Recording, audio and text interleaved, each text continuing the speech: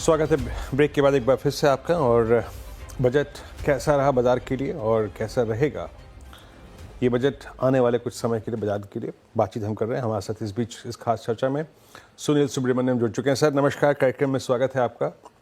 और बहुत सारी चीज़ें बाजार चाहता था और कुछ मिली कुछ नहीं मिली, लेकिन कंजम्पशन पुश जिसे कहते हैं कि उसको देने के लिए major tax cut. I mean 12 lakh तक कोई टैक्स नहीं होगा, शायद ये कल्पना शक्ति किसी की भी नहीं थी इतना।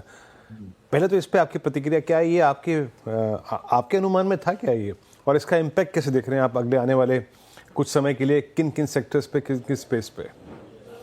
जी, मेरा ज़रूर ये एक्सपेक्टेशन था। मैंने आवाज़ अड्डा पे लक्ष्मण जी के साथ जो भी शोज किए हैं उसमें मैंने यही नारा उठाया था कि ये करना बहुत ज़रूरी है कि कंजम्पशन को बूस्ट देना ज़रूरी है। और वो ये इस बजट में दो तरीके से हुए हैं। एक तो आपने बताया जो टैक्स कट है, उसके अलावा जो टैक्स कट के ऊपर भी देखिए सीनियर सिटीजन को और 50,000 तक अपने इंटरेस्ट में सेविंग्स की टैक्स की बचत है। तो ये बात जो है ओवरऑल देखिए एक माहौल अच्छा बनाता है। तो छोड़िए कि 6,000 रुपए 12 लाख वाले को हाथ में मिल रहे हैं, उसके कारण कंजम्पशन देखिए, मल्टीप्लायर इफेक्ट देखिए कि हाउसिंग लोन जो मैं घर खरीद सका हूं अब बढ़ गई है, गाड़ी जो मैं खरीद सकता हूँ वो अभी बड़ी गाड़ी मैं खरीद सकूंगा। मगर एक सोच जो हुआ है कि अब मेरे हाथ में पैसा है, उसके कारण जो कंज्यूमर सेंटिमेंट में जो बदलाव आ सकता है, ये बहुत बड़ी बात की है उन्होंने कि इतना बड़ा एक स्टेप ले लिया, वो एक अच्छी बात है। बट इसके अलावा भी कंजम्पशन के लिए सपोर्ट कहाँ पे आती है? आपने देखा कि रेवेन्यू इस बजट में देखिए रेवेन्यू एक्सपेंडिचर जो पिछले साल से 2 लाख करोड़ और बढ़ा दिया है अगले बजट साल के लिए, 2 लाख करोड़, वेरएज कैपेक्स की खर्चा फ्लैट रखी गई है। तो ये 2 लाख करोड़, और गवर्नमेंट भी अपना इनकम में 1 लाख करोड़ ये टैक्स कट के कारण गंवा रही है। तो समझिए कि करीबन 3 लाख करोड़ कंजम्पशन के काम आ रहे हैं। तो ये बहुत अच्छी खबर है मेरे ख्याल में। शायद मार्केट में क्या है कि market as usual capex oriented budget expect कर रही थी, और शायद मार्केट के पार्टिसिपेंट्स ने बहुत लॉन्ग पोजीशंस ले लिए थे डिफेंस, रेलवेज या उसके रिलेटेड इंफ्रा रिलेटेड स्ट्रक्चर में, इसलिए वहां पे उनको डिसअपॉइंटमेंट हुआ होगा। पर मेरे ख्याल में ये बजट इकोनॉमी को एड्रेस करता है, जो दिक्कत है इकोनॉमी में। और सबसे बड़ी दिक्कत कंजम्पशन की नहीं है, सबसे बड़ी दिक्कत ग्रोथ में है प्राइवेट सेक्टर कैपेक्स की। तो वहां पे कंजम्पशन की कमी के कारण कैपेसिटी यूटिलाइजेशन ज्यादा बढ़ नहीं पाई। 75-76% कैपेसिटी में अटक गई थे साल डेढ़ साल से। तो अब शायद इसके कारण वो अगर 80 पार हो सकती है इस साल में, तो प्राइवेट कैपेक्स की जो बढ़त आएगी वो जरूर आके अपने ओवरऑल जीडीपी ग्रोथ को 7 के ऊपर पार कर सकती है, इफ नॉट 2025-26 में। तो मेरे लिए ये बहुत अच्छा बैलेंस्ड बजट किया है। क्योंकि कैपेक्स का कटवाना जरूरी क्यों था? क्योंकि अगर रेवेन्यू पे 2 लाख करोड़ बढ़ा रहे हैं और इनकम में भी 1 लाख करोड़ गंवा रहे हैं, तो फिस्कल डेफिसिट को कायम रखने के लिए कैपेक्स को उनको फ्लैट रखना ही था। और ये फिस्कल डेफिसिट क्यों इंपॉर्टेंट है? क्योंकि बाहर का कैपिटल, देश का एफडीआई और एफआईआई का कैपिटल के लिए इंडिया का रिस्क रेटिंग एक इंपॉर्टेंट चीज होता है। और रेटिंग एजेंसीज खुश होंगे क्योंकि हमने उम्मीद से बेहतर पहले कहा था कि इस साल 4.9 होगा, 4.8 निकला। अगले साल का भी 4.5 प्रॉमिस किया था, 4.4 अब कह रहे हैं। तो एक डायरेक्शन गवर्नमेंट की रिफॉर्म्स की ओर की हम सीपी जो भी है, एक फिस्कल रिफॉर्म्स की ओर जो भी हमने टारगेट सेट किया उससे आगे जा रहे हैं। तो ये मेरे ख्याल में एफआईएस की वापसी भी बहुत जल्द आप देख सकते हैं इन चीजों के कारण। तो मतलब अगर मैं एक लाइन में समअप करूं तो आप इसे ये कह रहे हैं कि I mean consumption push with the fiscal discipline. अच्छा चलिए, अब आज एक बजट का अध्याय जब पूरा हुआ, हमें अब कल से एक और चीज़ फेस करनी है, वो है trade war, I mean tariffs. क्योंकि बाजार आज न्यूट्रल रहा। आई मीन देखिए, ठीक है एक स्पेस में बहुत स्ट्रॉन्ग मूव था, एक कुछ स्पेस कोलैप्स हुए, but more or less we are going in a very I mean flat trajectory. ये कैसे हिट करेगी इंडियन मार्केट्स को, इस पर आपका टेक क्या है? देखिए, टैरिफ्स की बात एक कॉम्प्लेक्स है। तो पहली बात यह है कि ट्रंप की जो टैरिफ की रेजिम है उसका अल्टीमेट फोकस यह है कि वो बार्गेनिंग पावर की तरह इसको इस्तेमाल करके दाम को कम कराना चाह रहे हैं चीन से, मेक्सिको से, कनाडा से, राइट?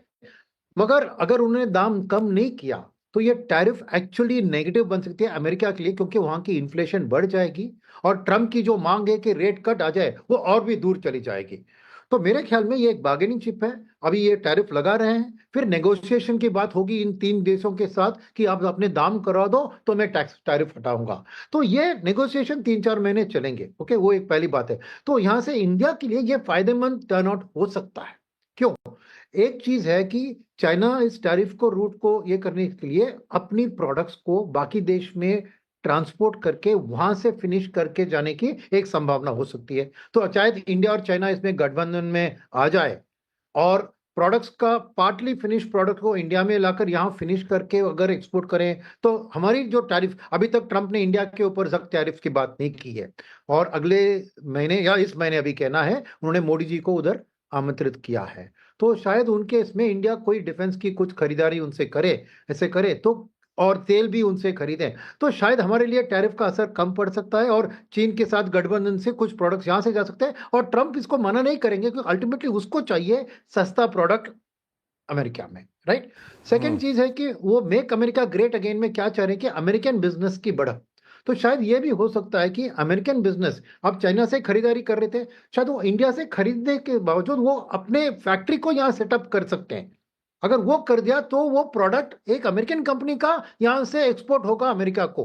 तो मैं सोच रहा हूँ कि ये सब इमीडिएटली नहीं होने वाला है, मगर 3-6 महीने में मोदी जी और ट्रंप जी की बातचीत के बाद ये होल टैरिफ का सिनारियो अपने फायदे में हम पलट सकते हैं अगर सभी चीज हमने ठीक किया तो। और अब की सिग्नल्स ऐसे ही आ रही है क्योंकि जयशंकर जी की जो पोजीशनिंग हुई थी इनॉग्रेशन में, उनकी जो बातचीत हुई थी मोदी और ट्रंप की बातचीत, तो ये सब मुझे सिग्नल्स है कि इंडिया के ऊपर बहुत नेगेटिव नहीं है। यस, वो मान रहे कि इंडिया भी एक बहुत बड़ी ड्यूटी लगाने वाली कंट्री है, उसके साथ कर रहे हैं, मगर इसमें से एक फायदेमंद हम रूट को अपना सकते हैं और उसको हमारे और खींच सकते हैं धीरे धीरे। तो मैं टैरिफ के कारण इतना अपनी इकोनॉमी के ऊपर उतना ज्यादा इम्पैक्ट मैं नहीं देख रहा हूं जितना चाइना, मेक्सिको और कनाडा में हो सकता है। तो ये बात है, जरूर अनसर्टेनिटी रहेगी, उसके कारण मार्केट की जो फ्लोज रहेगी उसमें अनसर्टेनिटी रहेगी टैरिफ के कारण। मैं एंड रिजल्ट की बात कर रहा हूं कि अल्टीमेटली इंडिया इसमें से विनर निकल सकता है। और इसका मैं एक अल्टीमेट रीजन बताऊं आपको, क्योंकि यूएस की पर कैपिटा इनकम $80,000 है, चीन की $13,000 है, इसलिए वहां से सस्ते से प्रोडक्ट उधर एक्सपोर्ट कर रही थी। इंडिया का 3,000 से कम है। तो इंडिया से कॉस्ट एडवांटेज और भी ज्यादा होगा अगर मैन्युफैक्चरिंग इंडिया की ओर बदल सकते हैं। तो ओवरऑल ट्रंप भी एक बिजनेसमैन है, अल्टीमेटली वो भी फायदा सोचेंगे कि अल्टीमेटली मेरी लोकल इन्फ्लेशन कैसे कम हो। और उस बातचीत के ऊपर मेरे मानना है कि तभी इंटरेस्ट रेट का कट जो वो चाह रहे हैं वो भी पवेल सर कर सकते हैं अगर वहां पे इन्फ्लेशन नीचे गिर रही हो। तो मेरी ये थोड़ी लंबी सोच है, इमीडिएट शॉर्ट टर्म इम्पैक्ट से मैं थोड़ा एक 6-9 महीने में ये सब बात हमारे एडवांटेज में पलट सकती है। तो इतने डरने की बात नहीं है ये टैरिफ वाली चीज हमारी इकोनॉमिक ग्रोथ के लिए, मार्केट उसको बाद में फॉलो करेगी। एक और चीज़, अब चलिए काम करते हैं, हम घरेलू बाजार से अंतर्राष्ट्रीय बाजारों की तरफ गए, फिर लौट के आते हैं घरेलू बाजारों पर। अब आपको रेट कट की पॉसिबिलिटीज लग रही है सुनील जी, या फिर it's too early to say anything as of now regarding rate cuts? नहीं, इसके पॉजिटिव फेवर में क्या है, नेगेटिव में क्या है, दोनों बता देता हूँ। तो पॉजिटिव फेवर में यह है कि पहली बात है कि गवर्नमेंट की बोरोइंग रेट कम होना है तो रेट कट हाथ आएगा। तो अपने करंट आरबीआई गवर्नर कुछ महीनों पहले आरबीआई गवर्नमेंट की फाइनेंस डिपार्टमेंट में ही थे, तो उनको पूरी तरह पता है कि गवर्नमेंट को क्या चाहिए, और उनको इसीलिए जहां पॉइंट किया है तो वो गवर्नमेंट की जो एक्शन है उसको समझे और उसको आरबीआई पॉलिसी में पढ़े। तो ये एक उनकी एक जानकारी, जो गवर्नमेंट के एंड में क्या हो रहा है, क्या सोच, उसकी पूरी जानकारी उनके पास है, गवर्नर के पास। सेकेंड बात है कि लिक्विडिटी का शॉर्टफॉल भी जो क्रिएट हुआ है आरबीआई के डॉलर की एक्शंस के कारण, उन्होंने लिक्विडिटी की इन्फ्यूजन कर दी। तो ये कह रहा है कि वो थोड़ी फेवर में है एक सॉफ्टवेयर पॉलिसी, ये सेकेंड सिग्नल है। थर्ड सिग्नल इसमें है कि इन्फ्लेशन की बात उठाएं तो इन्फ्लेशन में एक इंपोर्टेड इन्फ्लेशन होता है, एक डोमेस्टिक। इंडिया एक supply side inflation driven story है, हमारी डिमांड के कारण इन्फ्लेशन नहीं बढ़ रही है, हमारी सप्लाई की कमी के कारण हो रही है। तो इंपोर्टेड इन्फ्लेशन में क्या होता है, क्रूड सबसे बड़ा बास्केट है, और उस क्रूड में ट्रम्प की बात क्या है, ड्रिल बेबी ड्रिल, यानी वो अपने पुराने तेल के वेल्स को वापस शुरुआत करने की बात कर रहे हैं, शेल गैस जो बंद किया था उसको शुरू करने की बात कर रहे हैं, और सऊदी अरेबिया से वो दबाव लगा रहे हैं कि आप तेल के दाम को कंट्रोल में रखो, तभी ये यूक्रेन रशिया वाला वॉर भी जल्दी खत्म होगा। तो इनके प्रेशर के कारण तेल के दाम मेरे को स्टेडी लग रहा है। तो एक इन्फ्लेशनरी एक्सपेक्टेशन में एक स्टेडी ऑयल आके सपोर्ट करता है इन्फ्लेशन को। सेकंड, फूड की प्राइसेस को भी देखें तो आरबीआई की इकोनॉमिक सर्वे जो आई थी अभी, sorry, ministry of economic affairs की, उसमें ध्यान से पढ़ेंगे ना तो दो चीज सामने आती है। ये फूड इन्फ्लेशन की बढ़त, इसके बावजूद कि अच्छी मानसून थी हमारे यहाँ पर, इसलिए हुआ क्योंकि production of food was higher than consumption of food.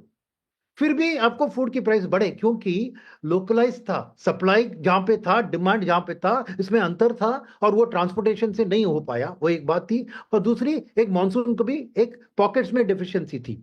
तो अब जो फूड प्राइसेस में खास करके टमाटर और ऑनियन, ये दोनों की दाम ही बहुत बढ़ गई थी। और जनवरी की डेटा जो भी मिस्टर अनंत नागेश्वर ने पेश किया था, 25% की गिरावट दिख रहा है इनकी वेजिटेबल प्राइसेस में। तो मेरे ख्याल में फूड इन्फ्लेशन भी आरबीआई के अंडर जो डेटा होगा उसमें एक थोड़ी डिक्लाइनिंग ट्रेंड, यानी कोई राइजिंग ट्रेंड में नहीं होगा। तो ये सब सपोर्टिव फैक्टर है। अब आते हैं दूसरी तरफ ग्रोथ की डायनेमिक। अब ग्रोथ की डायनेमिक क्या है? जरूर स्लो डाउन है क्योंकि इकोनॉमिक सर्वे ने ही अगले साल का ग्रोथ को 6.3 टू 6.8 घटा दिया। इस साल पहले 7.2 था, एक्चुअल निकलेगा 6.6 शायद, उससे भी कम बता रहे हैं। तो मगर स्टिल ये एक स्लो डाउन नहीं कह सकते ना, इसमें भी हम फास्टेस्ट ग्रोइंग देश है वर्ल्ड में। तो शायद आरबीआई ये सोचेगा कि क्या अगर मैंने रेट कट कर दिया तो आरबीआई गवर्नमेंट ने भी कंजम्पशन को एक बूस्ट दिया है, तो क्या डिमांड के कारण वापस इन्फ्लेशन बढ़ सकती है? ये एक डर हो सकता है आरबीआई के कमेटी के अंदर कि ग्रोथ का उतना सख्त स्लो डाउन नहीं हुआ है, अभी भी 6% के लेवल पे चल रही है।